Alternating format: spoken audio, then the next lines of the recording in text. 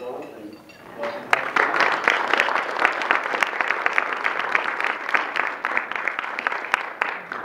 I don't have to do like elections or something when I'm up here, do we? No, you're actually just now elected to the board. You stood up. That's not what I want. Don't worry. Good afternoon. I expect you guys to keep eating because I was just sampling on that roast beef, and that is really good stuff right there. First of all, I'm going to take a show of hands and see how many of you watched the video that I created for you that I sent out. 1, 2, 3. Oh, like 5 of you? I worked really hard to create like a 2-minute video for you guys, inviting you tonight. Only 3 or 4 of you guys to watch it. Hopefully I should have sent it out again. But my name is Patrick Allmond. I run Focus Online Marketing Agency, and like I said, I've been in business about 16 or 17 years. And I thought I would come up and talk to you today a little bit about the online marketing world, a lot of it being social media, and then what I see coming in the future, what I want you guys to pay attention to, which is what's going to affect your job. Now, I thought I would start up here and come up with a confession of how people in social media have really screwed up the advertising world. Does anyone agree with that? Yeah? A little bit? I see some heads shaking, some heads no. When social media first came out, or when it first came out, when it first started getting popular for business marketing, it was touted by social media experts as this great new free way to get advertising and marketing. Don't need to pay for TV time anymore, don't need to pay for magazine time, don't need to pay for newspaper ads.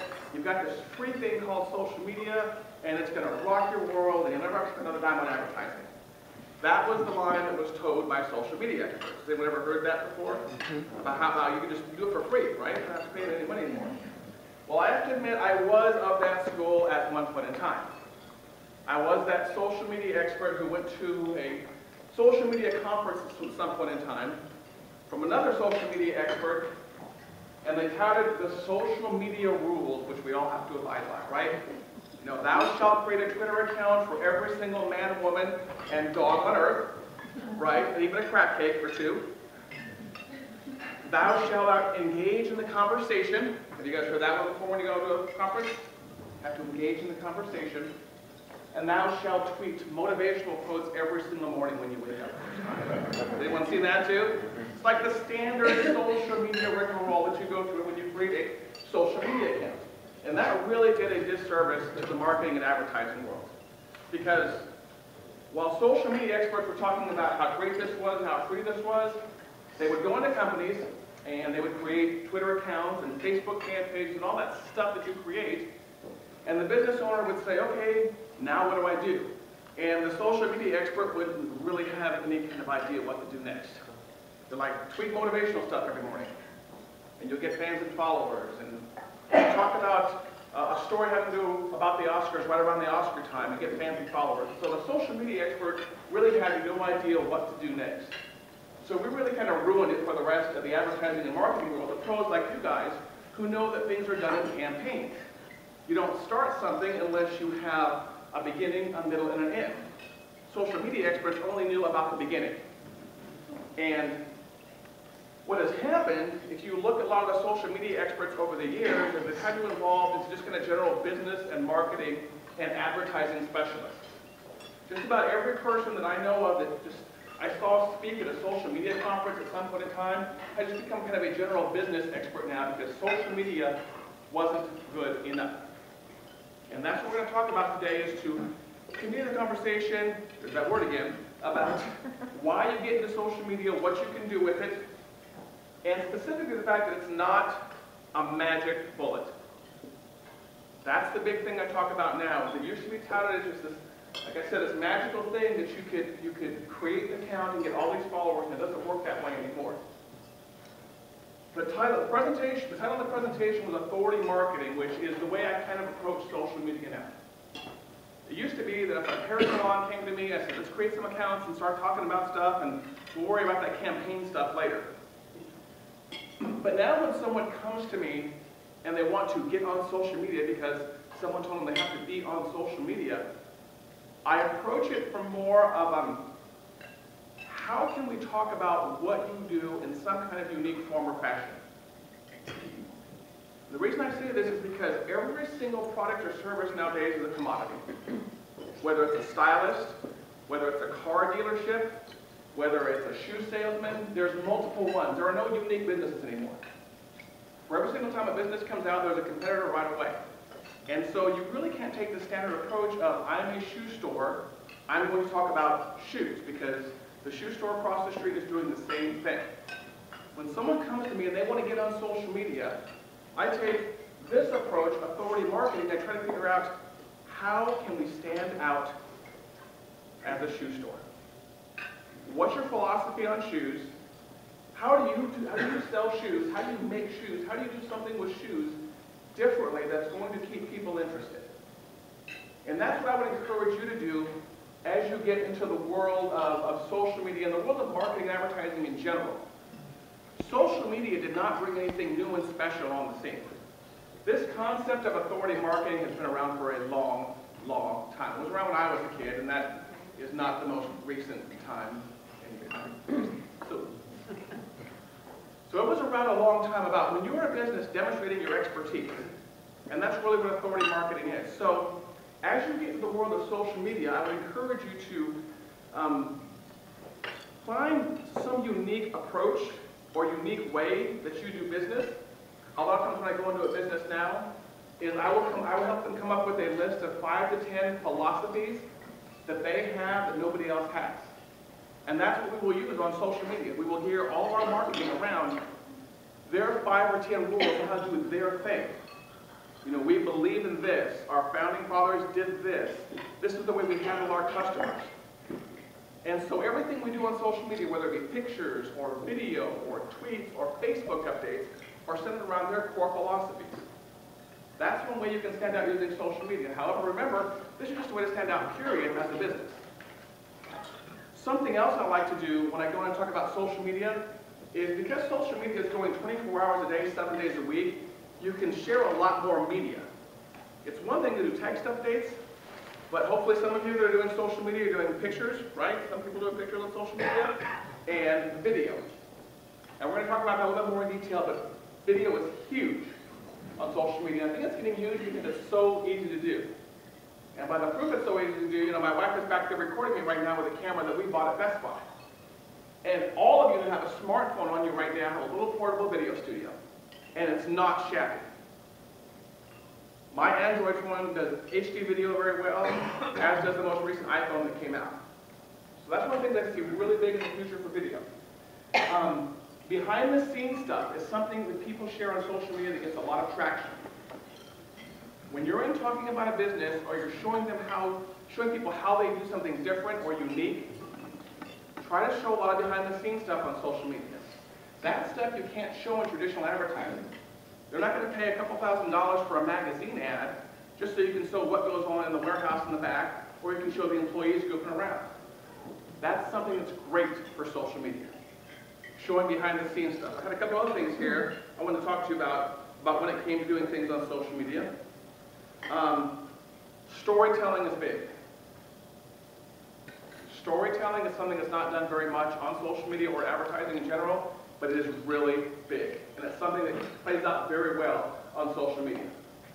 Talking about the history of the company, again, their rules, their philosophies, why they do the things they do every single day, where they came from. The employees at a company are huge. A lot of times when you have a company that has several employees, nobody wants to be the face of the business. Everyone wants to be behind the scenes except for that one person in marketing or advertising. But if you use social media to go behind the scenes of the company and take video of the employees working or doing what they do, or having lunch, or just being silly, these are things that really engage people on social media and make your business seem more than just a simple shoe store.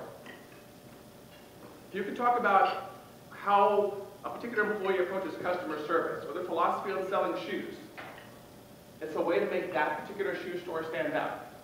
I'm a bit of a shoe guy, so I'm sorry if I'm stuck on this whole shoe store analogy here. That's one that plays very well. When you have size 13 shoes, you have to be very picky about where you shop and where you get them. Sit here. Anybody else here a big footed size 13 kind of guy? Okay. Man, the three of us need to go shopping because there are not too many places we can go shopping is the problem. Yeah, when you have feet this big, you walk into a shoe store and say, what do you have in the 13? You don't get to go to the shelf and say, oh, I want that. You just say, what do I have? What do you have in the 13? And I'll buy it. So I love the shoe store analogy. Now the storytelling, the videos. The video is getting really big because it's so easy. And one thing that's made it really easy recently is the advent of Google Hangouts. Has anyone seen these? Yeah? Has anyone used one yet, Google Hangouts? For those of you who don't know, what a Google Hangout is it's a way for you to immediately and easily start up a two-way video conversation with somebody. I can fire up my tablet right now, go into Google Hangouts, start a two-way video conversation with somebody across the street, or somebody across the world, or somebody across the country. There's no limit. Two-way video has been available for a while on the internet. It's just gotten really easy. And I've seen a lot of businesses take advantage of Google Hangouts to do customer interaction, customer Q&A. And so something really popular right now in business is to schedule a Google Hangout on a certain day, a certain time, and all your prospects and all your customers know that, hey, I can go to this web page at this date and this time and ask this first person a question about their services or their products. The way a Google Hangout works is there's a main person who's the host, and there are up to 9 people that can join and do two-way interaction with the video, but an unlimited number of people can watch it. So you have basically a group of 10 people interacting two ways, and then you can have thousands and thousands just watching. Something else that's really nice about a Google Hangout is while you're doing it, it's being recorded and saved to your YouTube channel. So when you get done with the Google Hangout, that content is saved and can be used over and over and over again. So if you start doing, let's say, a monthly or a weekly Google Hangout and you talk about what's unique about your business or you do some customer Q&A, it's what's called evergreen content on the internet.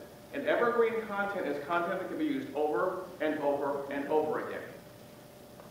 So that's something I'm a really big fan of right now, is creating a Google Hangouts to basically build up a library of videos. And then you just go on your website and you share those at a particular place.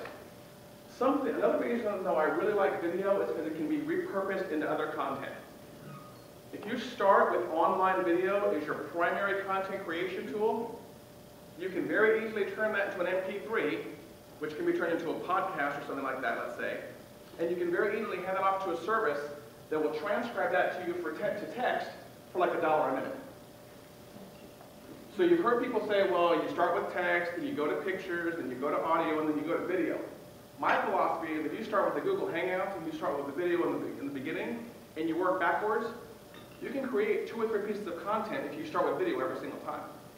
And I've done it. It's not difficult with a lot of the tools on the internet today. And by the way, this is meant to be a two-way interaction, so if anyone has a question about how to do some of this stuff, please go ahead and raise your hand, and assuming I don't fall in front of the stage, I'll answer your question. I'm not even quite sure how much time do we have. How much time do we have?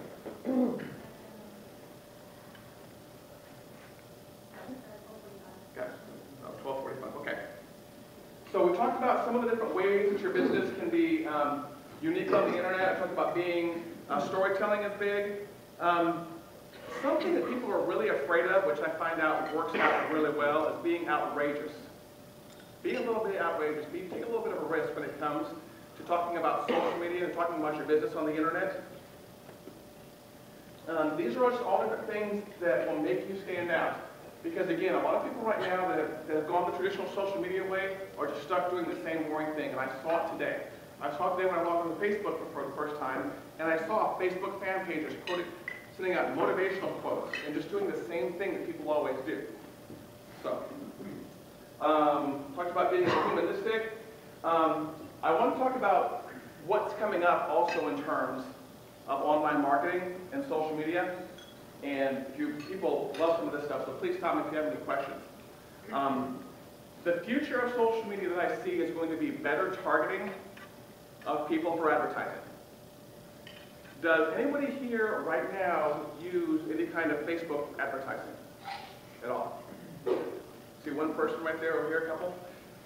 Are you guys using the basic Facebook advertising, or are you using like the advanced or the power Facebook advertising?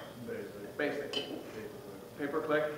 Okay, the basic Facebook advertising allows you to target people by demographic, by age, by sex, by marital status. It's just some very basic things. The future of social media and the future of Facebook advertising is allowing for more targeting. And if you were the type of person who does any kind of Facebook advertising, you're going to want to look into what's called the Facebook Power Editor, and it allows you to do more advanced targeting.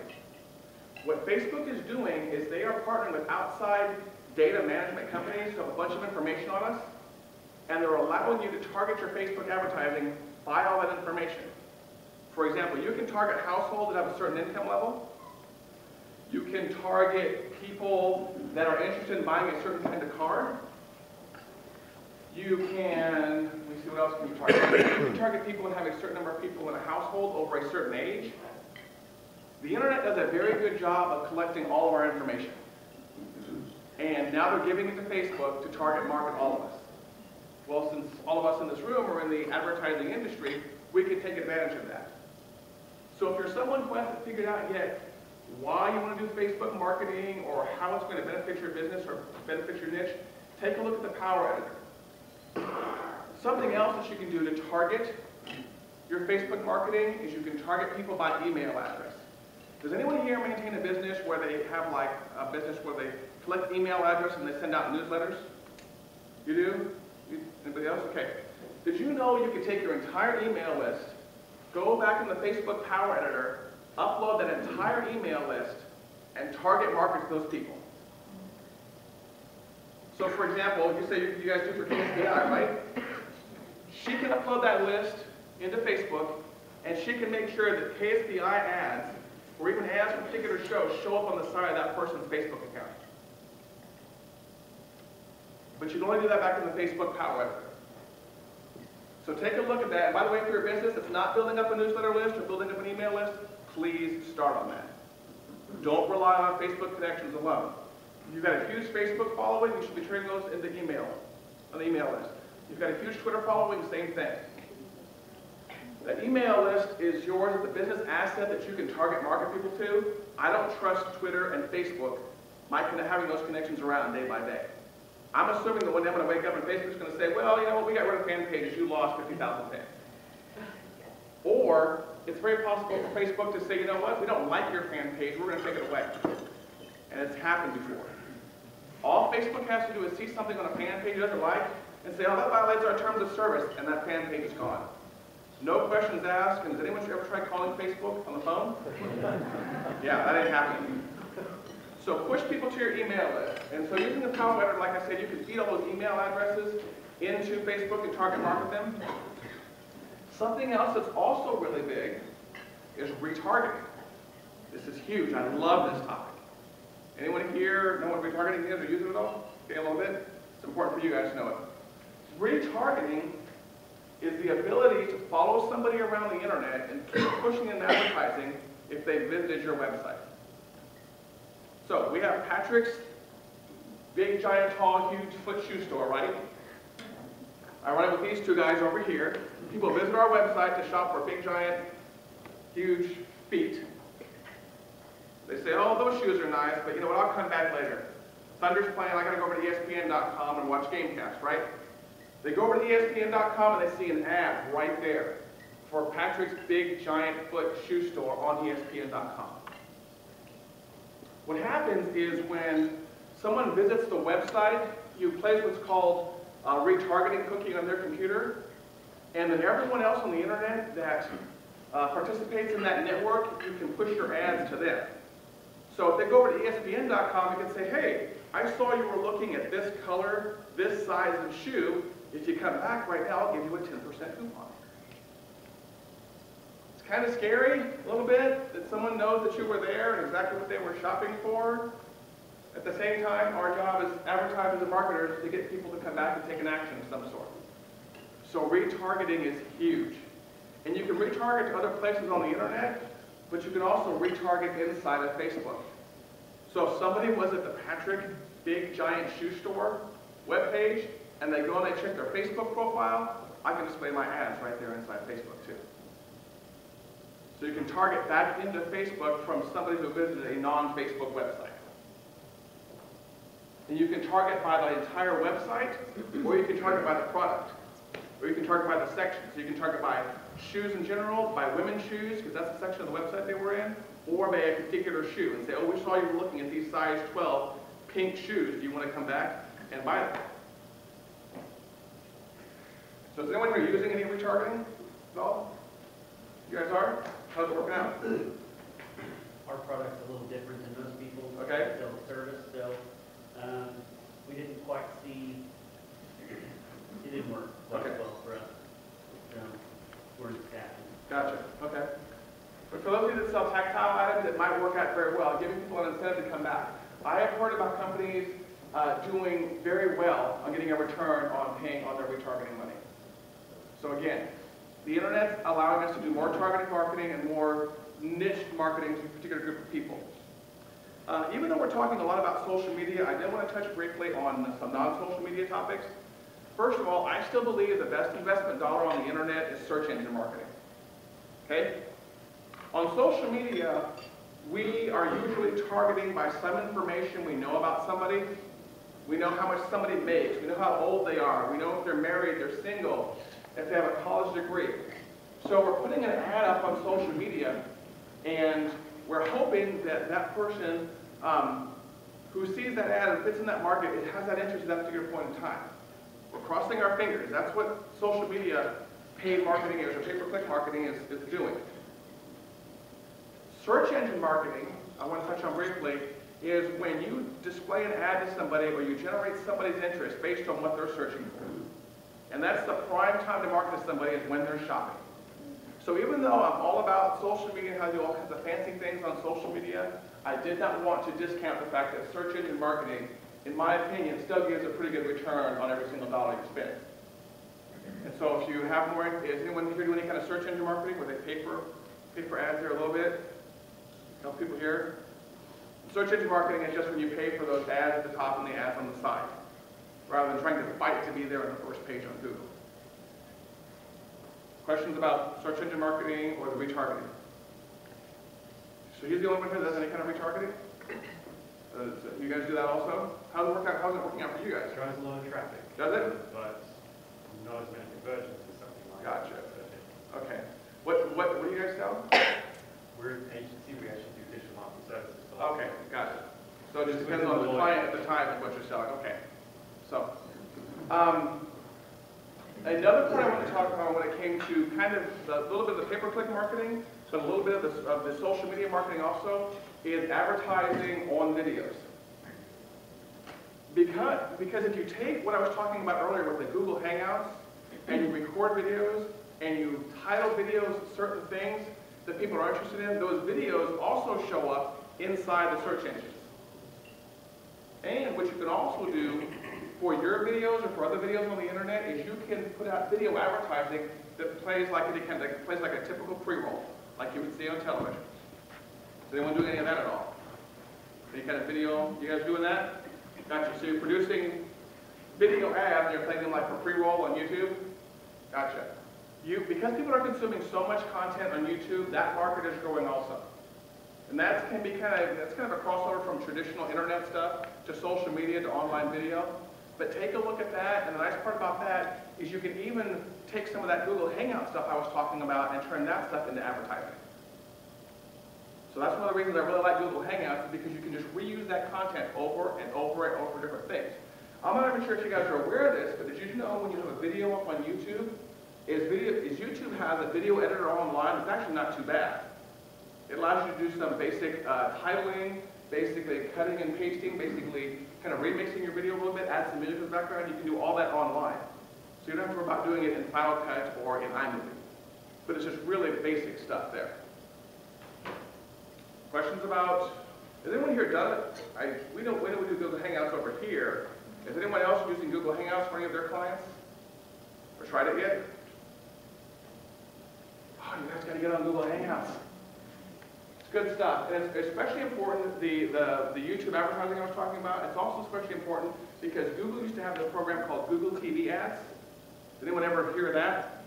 Discontinued a couple of years ago. You used to be able to go into Google and create your TV ads online and actually push them to satellite TV. And they got rid of that. So the Google video advertising is more important than ever. I would encourage you to do the Google Hangouts. I did leave some time here towards the end. I got some other topics I can cover. But I also did want to make sure that you guys had some time for some Q&A. Any questions at all about social media? I'll put it out there on the wide open world. I haven't put anyone to sleep yet, have I? No. Yeah? Question? I heard that people are flocking away from Facebook. Is it still good to push advertising towards it? I think it is, especially the pay-per-click kind, because you're not spending any money unless people click on things. There's two different types of display advertising. There's PPM, pay-per-mail, where you're paying for every 1,000 display of an ad, whether or not somebody clicks on it, which is more for awareness, or there's the pay-per-click kind, where you're only paying for the click. So if you dump, $100 a day in there and no one has a budget, and nobody uses it, you're not really out anything. So my opinion is yes, especially if you go into that power editor, like I said, you do something like you upload an email list, and you can target people specifically, because that's something you can't do, for example, over in Google, in the regular Google search market. So are people flocking away from social media? I don't think so. I log into my Facebook account and I don't see any less activity than I saw a month ago than I do 2 months ago. Sir?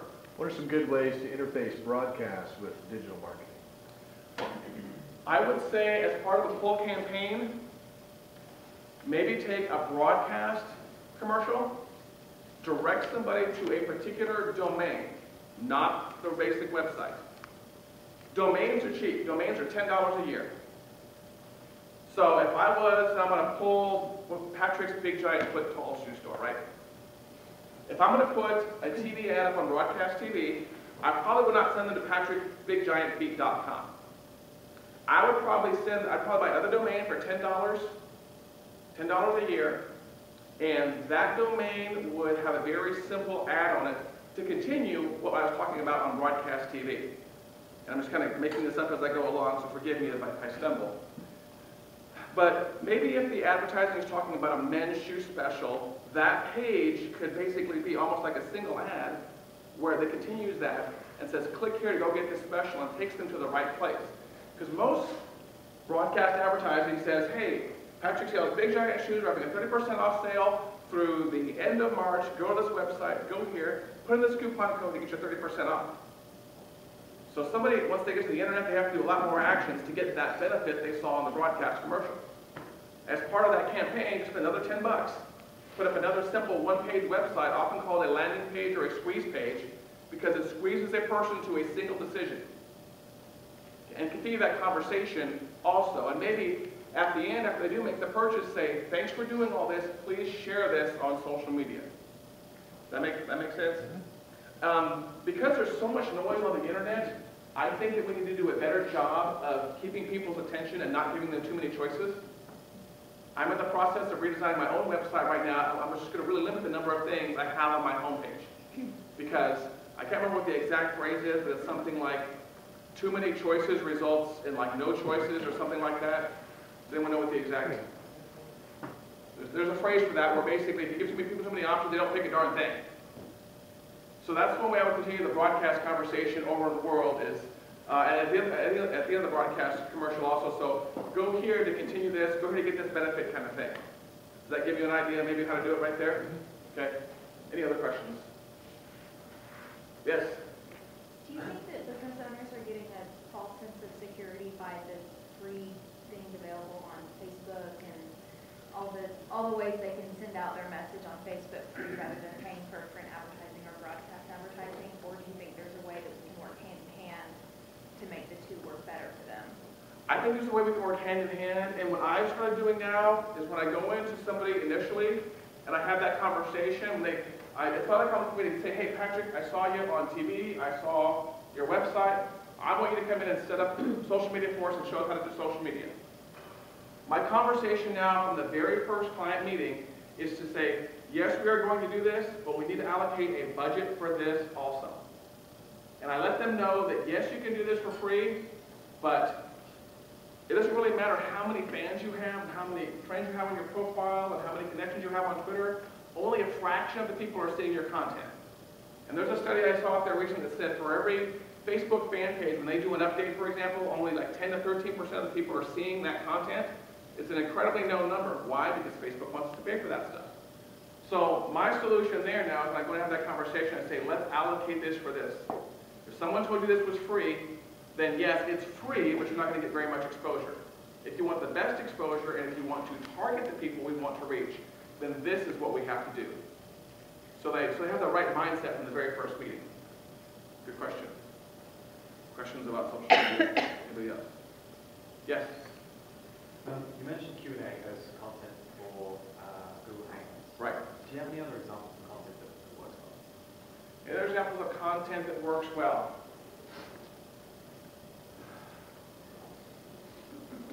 Continuing the Google Hangouts conversation, we're making a series of them. Multi-part series work very well. If you're going to do a 5-part series on why you should buy shoes at my store, that works very well because people want to come back and watch 2, 3, 4, and 5. Contests are always good. You know, a while back, the big thing was to do contests for iPad, and I think we've gone by the wayside that a little bit. That used to be the golden prize a while back, was the iPad. $200 or $300 and you give away. Let me see, what else works well?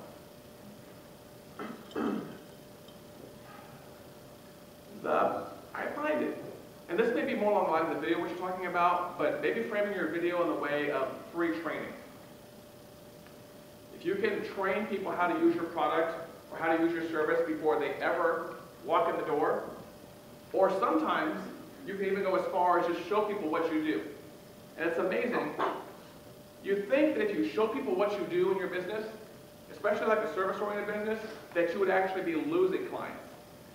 But if you show what you do step by step, the detail of it and how complicated it is sometimes it convinces people that, you know what, I don't want to mess with any of that. I just want to call these guys up and have them do it. So you could even, if you're an agency, for example, you could show the complication of developing a campaign from beginning to end. All the whiteboarding that you have to do, all the headline ideas you have to go through, all that stuff, and hopefully you'll make someone just throw up their arms and say, forget this, I'm just calling that guy, having him do it.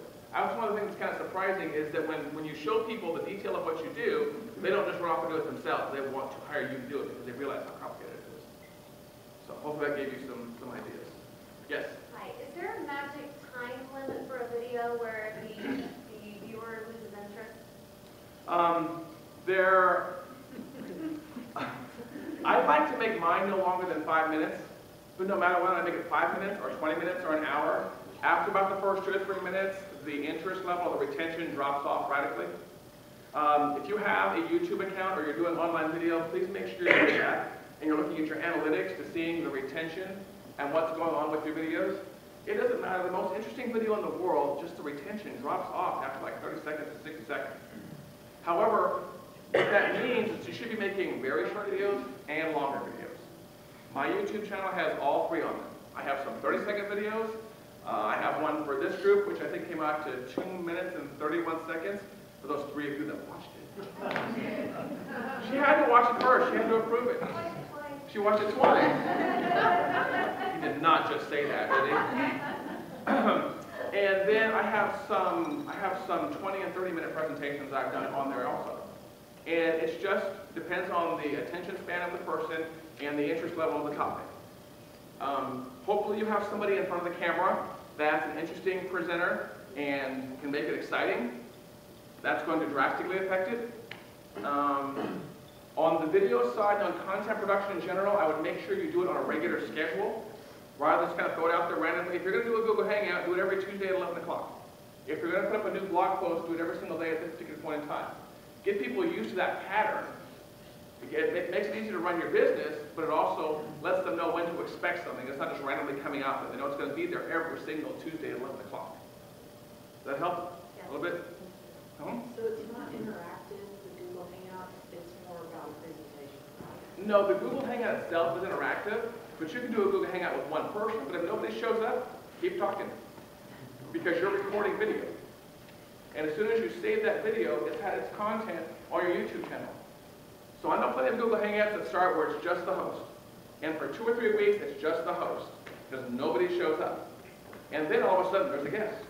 And then there's 2, and there's 3, and there's 4, and there's 5. There's a news station out in LA, Fox 11, I think is what it is. Their anchors do a Google Hangout in the morning, behind the scenes Google Hangout in the morning. And they've got people from all over the world that tune in and watch that are not in LA. that don't get the LA broadcast news. But they've got people like Belgium that show up there on camera and they interact with the anchor in LA. So they've basically taken their local news content and they've made it interesting all over the world. Because on the internet, everyone is the same distance away. The person in the cubicle next to you is the same distance as the person in Belgium. They have the same reach to you. So initially, when you start Google Hangouts, it will probably feel like more like a broadcast. But eventually, you'll have people that will connect and start doing some Q&A. It's just a matter of marketing it correctly. And the more you market it, you'll be surprised people will start showing up. Any other questions? How large, Good. how large are some of these audiences getting? I've probably seen the most I've probably seen is maybe 300 to 500. Because again, Google Hangout is the host plus 9 people, but an unlimited number of people can watch it. And the way they watch it is they just go to youtube.com/your channel name, and they're watching it, and they can see the other 9 people at the bottom that you're interacting with. But there's no limit. YouTube right now really is becoming an online TV station. There are live events all the time. And by the way, for those of you that want to go to the next level of live video broadcasting online, there is a feature in YouTube called YouTube Live. YouTube Live is the professional version of Google Hangouts. And YouTube Live basically allows you to do stuff like multi-camera systems, you know, the transitions, the fade, all the stuff that you guys have back in your control room for the broadcast stations. There's a piece of software that I run on my Mac that does the same thing. I basically say, take this mixer, take this software mixer, pump that into YouTube Live, and I can do transitions, effects, I can play videos, I can do all that stuff. I have multiple sources, and they can be like all USB cameras, and I can transition between my USB cameras, my wide shot, my close shot, my panoramic shot. So if you want to look at the professional side of doing live YouTube events, look at YouTube Live. So Google Hangouts, if you're hanging out at home or you're at the back of the shoe store and you want to talk to the shoe owners, YouTube Live is you definitely want to take it to the next level. That piece of software, by the way, is called Wirecast. W-I-R-E-C-A-S-T. There's a free version which YouTube lets you download, YouTube for Wirecast or Wirecast for YouTube. And I think it allows you like maybe 2 camera inputs, a couple of graphics, and maybe 1 video. And I think the professional version might be like $99. And again, it's a software version of a big control room mixer. You keep adding sources to it, keep adding audio sources to it, and you can start doing YouTube live events. Excuse me. Yes? Is there a service for SEM that you've had success with? By SEM, I want to make sure I understand what you're saying by SEM, because these terms get confused all the time. I consider SEO the organic stuff, where you pump out a bunch of content and you search and you cross your fingers and hope it shows up on page 1. I hate cross your fingers marketing, by the way. SEM, I call the paid ads, the top 3 and the 7 over on the side. Is that what you're talking about? There's not a particular service I recommend because we do our own. If you want to learn who does it really well, I would pick up any book by a gentleman named Perry Marshall. P-E-R-R-Y, Marshall. Guy is a genius in that area. One of the things about the search engine marketing that you have to realize, and again, we're talking about the top 3 highlighted plus the 7 over on the side, and this actually gets to another topic I want to talk to you about, is when you do that kind of search engine marketing, plan on doing a lot of testing and a lot of variations. A lot of times I'll go into people and I see they started doing some search engine marketing, and they've got a single ad up there which leads to a single page. I don't start off any of my search engine marketing without 5 to 10 variations from out of the gate. The beauty of internet marketing is the fact that we can do so much at once, we can do it fast, and we can test. So for a single campaign for Patrick's big giant foot shoe store, I can go up there, I can put 10 different ads with 10 different kinds of offers, pictures, different kinds of copywriting for those of you in the field of copywriting, and I can launch them from day 1. I can sit there, I can watch which ones are causing clicks and which ones are converting. And you let that run for a couple of weeks, you see, oh, this one has a 39% click-through rate. Okay, kill the other 9. Use this one as a new baseline and generate 9 more that are kind of like this one, but a little bit different. You can do that like in an hour, and all of a sudden in an hour you have a new campaign. Again, we're getting away from the social media stuff a little bit, but you do the same thing on your website. I am really big into measuring what I do on the internet. Again, I don't like cross your fingers marketing. I have numbers to prove it. Numbers don't lie, right? Numbers never lie. On your websites, you can be doing a lot of testing also. This gentleman over here was talking about how to continue a broadcast campaign to the internet. You buy that single domain for $10, and you put an ad up there. But why not come up with 5 different variations? And there's software, we don't have to put those 5 different variations in rotation. And then measure the conversion rate of each one. So when you think about putting up ads on the internet, don't think about just doing one at a time. You can do multiple ones, and there's software out there, free software, that puts those things in rotation and also measures the conversion rate of each one. So he puts that single page domain up there with that with those 5 ads. After a month, he'll have one ad that converted at 5%, one that converted at 39%, 10%, 25%, and if he's really lucky, like a 90% one. And then what you do is just eliminate those other 4, and you've got a good ad right there. So I'm big into measurement and big into testing also, and that from the very beginning of an online marketing campaign or social media campaign, I like to set up multiple variations and tests. Questions about the measurement and testing? Sir? Actually, sorry, to go back to the whole YouTube thing. Did you keep up with the Felix Baumgartner space jump by any chance? Yes, I did. That was broadcasted solely to YouTube, correct? It wasn't, I mean, there were rebroadcasts later elsewhere, but... Was it done? I really don't know the answer. I would trust your judgment on that. Was it? Well, I know, yes, there was Okay. I know there for sure was a live broadcast, but Okay. as far as the whole campaign goes, to me it was extremely successful. Right.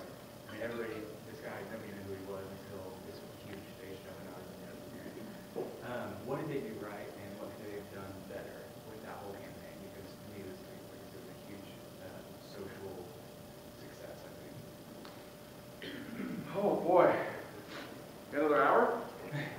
We could really talk about that for another hour. I mean, that was a huge human interest story, somebody jumping from the edge of space. You're not sure what he's talking about? Okay.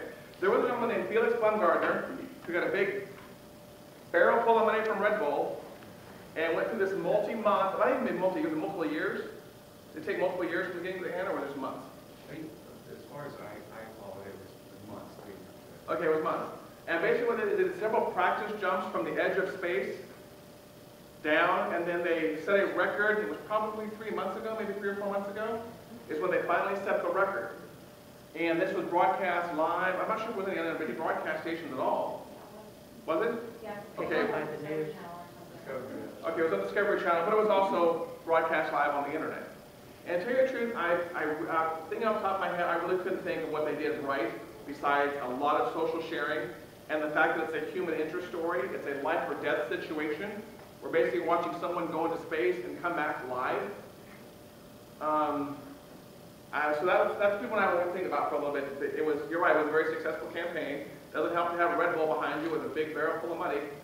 I'm surprised when he landed. I mean, he had Red Bull on his parachute, but I'm surprised when he landed he didn't like take a cup of Red Bull, this was a great space jump. What's the race car? Who's the race car driver right now who's putting people in the car and racing them around that think it's fake? Jeff Gordon. Jeff Gordon. Jeff Gordon's doing with Pepsi. Something else that's also very popular on social media is Jeff Gordon is dressing up in disguise, putting people in his car and driving them around and scaring the bejesus out of them. And then they end up the end of it is they basically say, oh, by the way, I'm Jeff Gordon, you were safe the whole time. But they end up in this warehouse full of Pepsi stuff, and the first thing Jeff Gordon does is, whoo, that was great. Pepsi right there. Product placement. So I don't have a good answer for that. I haven't analyzed that one and thought it out. I'm sure it was very successful. And even I go back and I watch it every now and then. I'm a big aviation buff, and I love that. Any other questions?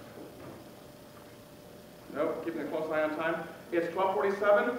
If there are no more questions, by the way, if anyone has any, does anyone want to follow up with me? I was going to really quickly give you my email address and cell phone number. I've never given out my cell phone number in a presentation before, I swear. I'm going to do it for you guys. 405-850-1034. And it's Patrick Allmond, A-L-L-M-O-N-D, 2 L's, not 1 L. And then the email address is patrick@allaboutfocus.com. Shoot me an email, text me if you want to go out for coffee sometime. We'll work it in my schedule.